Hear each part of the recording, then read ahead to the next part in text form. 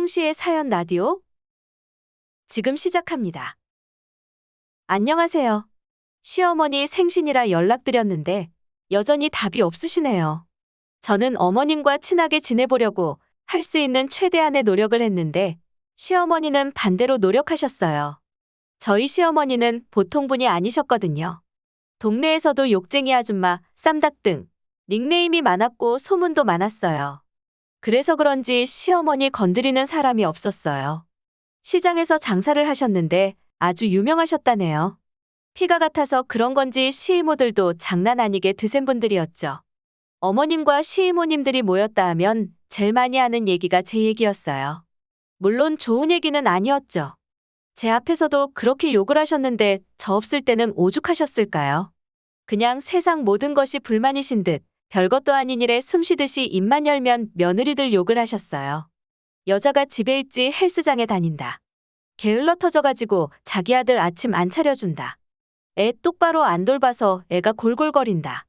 집에서 남편을 얼마나 달달 볶으면 남편이 술을 그렇게 찾냐 등등? 암튼 귀에서 피가 날 지경이에요. 근데 다들 부부간에 애틋하고 사이좋고 애들도 잘 크고 그래요. 저랑은 아니지만 저희도 부부끼리 사이도 좋고 서울에 40평대 아파트도 있고요. 아이도 아픈 데 없이 건강하게 잘 크고 있어요. 근데 어머님께서는 그냥 모든 게 불만이세요. 누구 덕에 이렇게 사는지 알면서도 모르는 척 하시는 것 같기도 하고요.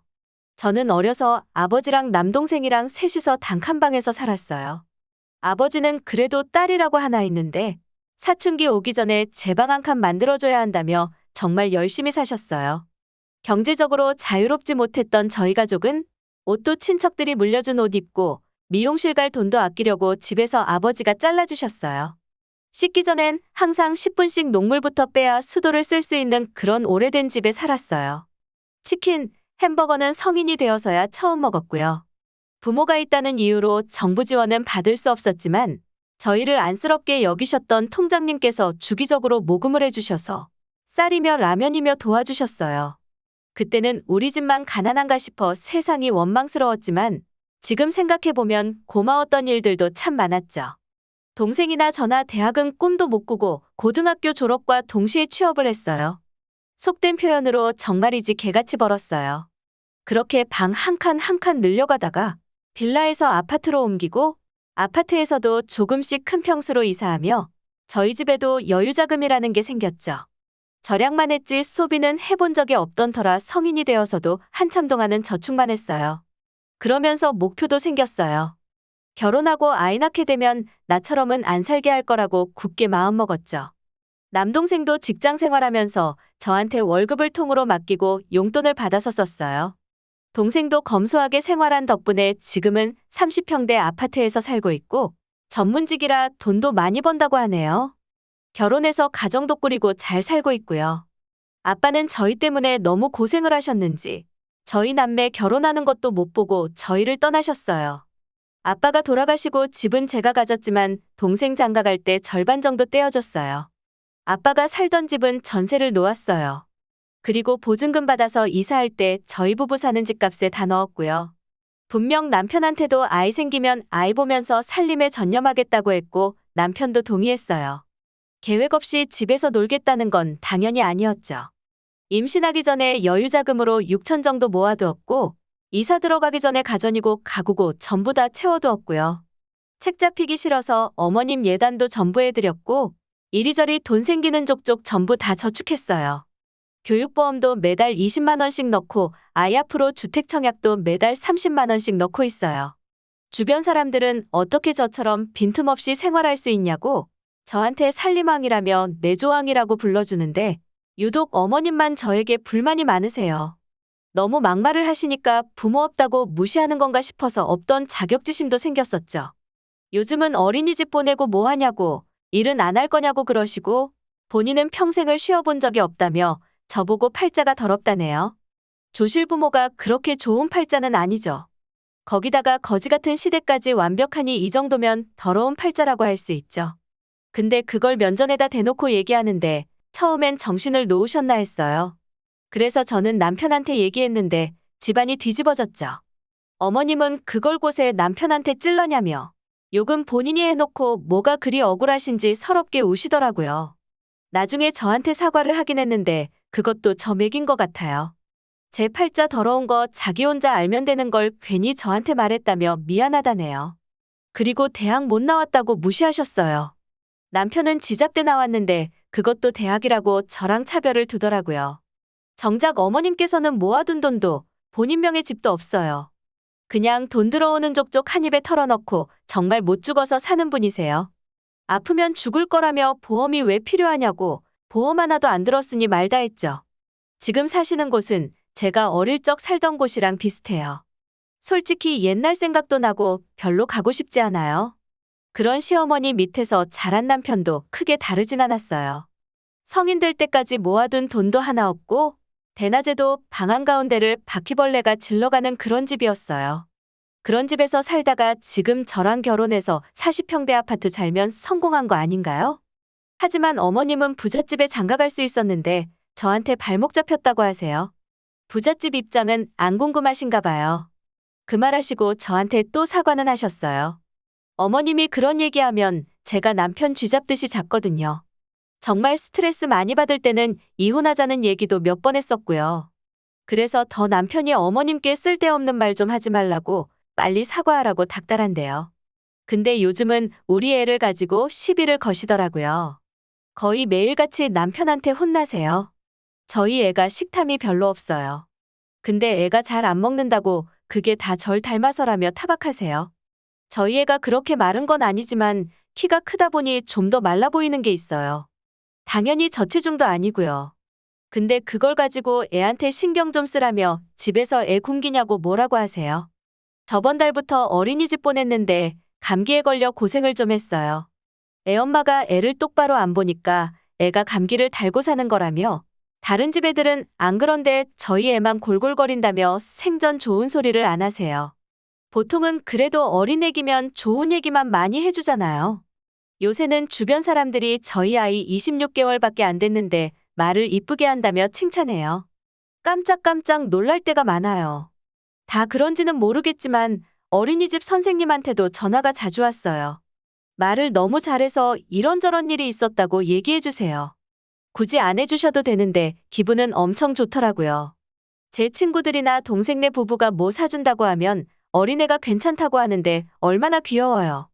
그리고 저한테도 엄마는 이쁘다는 얘기를 자주 해주고 출근하는 아빠한테도 멋지다는 말을 자주 해줘요. 잠들기 전에도 꼬박꼬박 안녕히 주무시라며 인사도 잘하고요. 밖에서 처음 보는 어른들을 만나도 허리 숙이면서 안녕하세요 하는데 어떻게 안 이뻐할 수가 있겠어요. 근데 유일하게 어머님만 저희 아이 흉을 봐요. 애한테 책 사주고 장난감 사주는 것까지 뭐라고 하세요. 애가 무슨 장난감이냐며 팔자 좋다는 소리를 하시는데 별 수 없이 남편한테 또 얘기했죠. 남편도 미안하다며 또 어머님이랑 한바탕 했나 봐요. 얼마나 다퉜는지는 모르겠지만 어머님께서 먼저 영 끊자고 하셨다네요. 그래도 걱정되니 전화해봤는데 안 받으시더라고요. 근데 저도 모르게 자꾸 콧노래가 나오고 기분이 좋은데 저 좋아해도 되는 거 맞을까요? 후기입니다. 어머님께서 남편한테만 영 끊자고 하시기에는 분이 안 풀리셨나 봐요. 전화할 때는 안 받으시더니 며칠 지나자 저한테 전화해서 대뜸 화를 내시더라고요. 앞으로 전화 안 받을 거니까 연락하지 말라네요. 찾아도 오지 말고 찾아오면 다시는 안 본다고 으름장을 놓으시네요. 저희한테 자식 키우는 입장에서 니네도 엄마한테 그러는 거 아니라면서 남편이랑 크게 싸운 날 병원에 실려가셨다네요. 동네에서도 난리라며 본인이 뭐 한다고 더 사냐고 그냥 앞으로 안 보고 사는 게 속 편하겠다고 하시네요. 저도 남편이 그렇게까지 심하게 얘기한 줄은 몰랐다고만 했어요. 근데 뭐 크게 가슴에 와닿지는 않더라고요. 솔직히 저도 처음에는 남편 어머니니까 잘 지내보려고 노력 많이 했어요. 돌침대, 안마의자 등등 하도 노래를 하셔서 사드렸는데 남들한테는 그저 아들이 잘 벌어서 이런 것도 사준다고 자랑하고 다니세요. 남편 처음 만났을 때 월급 200도 못 받았는데 솔직히 제가 채찍질한 것도 없잖아 했어요. 중소기업에서 안주하기에는 나이도 젊은데 아깝잖아요. 그래서 솔직히 좀 많이 푸시하긴 했어요. 남편도 지금은 400 정도 버는데 본인 입으로 제 덕분이라고 하니 저도 뿌듯하죠. 근데 솔직히 200도 안 되는 돈으로 버티고 살 수 있던 게 집이며 혼수고 대출 없이 시작했으니 가능했던 거 아닐까요? 그러면서 시어머니는 아들 대학 졸업시키느라 고생 많이 해서 본인은 보상받아야 한다고 하세요. 멀쩡한 밥솥도 새로운 거 나오면 바꿔야 하고 쓸 줄도 모르는 인덕션 사달라고 하시고 안 그래도 건조한 집 사시면서 제습기를 사달라고 우긴 적도 있어요. 요새는 스타일러를 사달라고 그렇게 조르세요. 집도 좁으면서 자리 안 나온다고 해도 꾸겨 넣으면 다 된다고 무조건 우기시더라고요. 제가 요즘에는 안 된다고 딱 잘라버리니까 이제는 남편한테 조르시더군요. 남편도 저 몰래 2번 정도 사줬다가 저한테 많이 혼났어요. 화장품도 피부에 안 맞으면서 무조건 설화수만 고집하시고 처음엔 SK2도 사드렸는데 모르는 브랜드 사다 드리니까 싸구려 사왔다며 안 쓰시더라고요. 생신날에는 무조건 한우 드셔야 하고 배가 불러서 식사 속도가 현저히 느려졌는데 그래도 배가 안 찬다고 우기면서 1인분씩 더 시키세요. 그래놓고 결국 거의 다 남기고 나오시는데 왜 저러나 싶지만 항상 참았어요. 저도 처음에는 원하시는 거 사드리면 저 좋아해 주실 줄 알고 기쁜 마음으로 지갑 열었어요.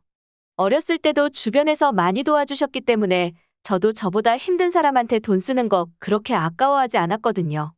근데 살면서 어머님 같은 분은 처음 만나봐요. 해주면 고마워하지도 않고 오히려 더 많은 걸 바라기만 하고 본인이 받은 건 잊어버리면서 본인이 해준 건 기가 막히게 오랫동안 기억하세요. 생색이라는 단어도 어머님 때문에 처음 썼던 것 같아요. 저한테 베풀어 주시는 분들이 참 많았지만 티내기 좋아하시는 분은 안 계셨어요. 오히려 제가 고마워하면 그걸 못 견뎌 하시는 분들은 계셨지만 생색내는 분들은 안 계셨거든요. 손주 돌잔치에 돌팔찌 해준 걸 생색내는 할머니는 없잖아요. 너무 스트레스가 심해서 괜히 받았다는 생각까지도 했었어요. 그리고 어머님 저희 집 도어락 비밀번호도 아세요. 몇 번을 바꿔도 아들집도 맘대로 못 오냐며 정말 동네 창피할 정도로 난리를 피우셔서 포기했어요.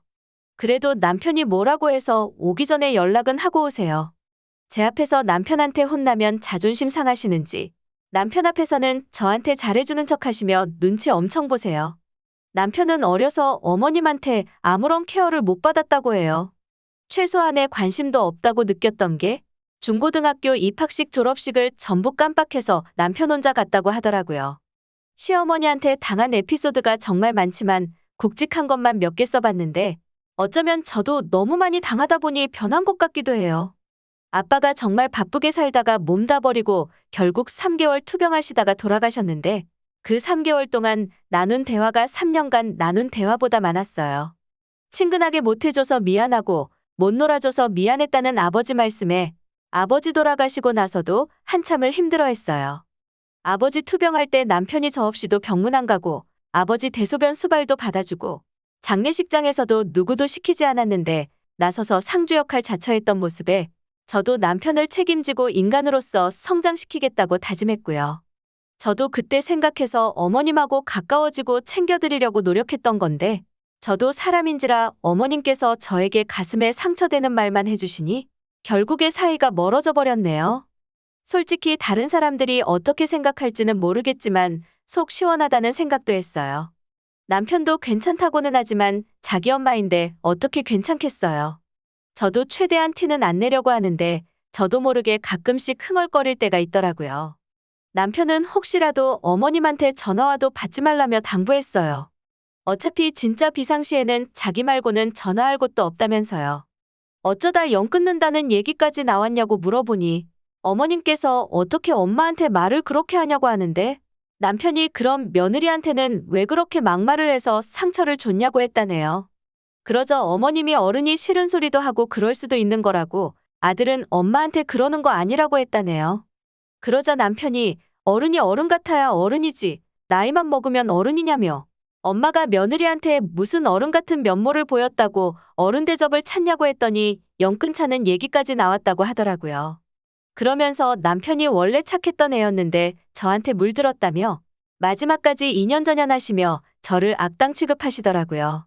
더 이상 어머님하고 서로 스트레스 받으며 지내는 것도 힘들고 어머님께서 자식한테까지 손절당했으면 제발 정신 차리셨으면 좋겠네요. 어머님께서 그동안 미안했다며 진심으로 사과하신다면 언제든 받아들일 준비가 되어 있지만 그런 일이 있을까 싶네요. 사연 들어주셔서 감사해요. 한풀이 하려고 몇 자 적다 보니 이야기가 길어졌는데 이렇게까지 관심 가져주실지 몰랐어요. 사람마다 다른 거니까 분명 좋은 시어머니들도 계실 거예요. 결혼 안 하신 분들이 괜히 제 얘기만 듣고 결혼하면 안 되겠다는 생각하실까봐 걱정되네요. 그럼 다들 행복하세요. 홍시의 사연 라디오. 오늘 이야기 여기까지입니다. 재미있게 들으셨다면 구독과 좋아요 부탁드립니다.